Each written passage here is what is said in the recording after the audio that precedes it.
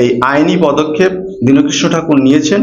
বাংলার কীর্তন বাসরকে দীনকৃষ্ণ ঠাকুরের নামের দোহাই দিয়ে যে সকল কীর্তনিয়ারা হরিবাসর কমিটিকে বিপদে ফেলার চেষ্টা করছেন, কীর্তন গাইতে আসবো না বলছেন, তাদের বিরুদ্ধে দীনকৃষ্ণ ঠাকুর কেস ফাইল করলেন। প্রথম 1 নম্বরে রয়েছেন ডিজে খোকন, ইউটিউবার; রাধাপদ ঘোষ, কীর্তনিয়া; Indrajit Mitra, Facebook and YouTuber; Gopal Krishna Pal, কীর্তনিয়া; ব্রজগোপাল মুখোপাধ্যায়, কীর্তনিয়া; thoughts of Deep, YouTuber; and Krishna Das Mukherjee, Birbhum.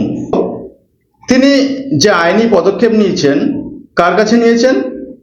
তিনি অ্যাড্রেস করেছেন to the officer in charge, cyber police station, office of the superintendent of police, Baruipur police district, Zilla Parishad ভবন, বারুইপুর, কলকাতা 7,01,44। তিনি ঠিক কি প্রে করেছেন?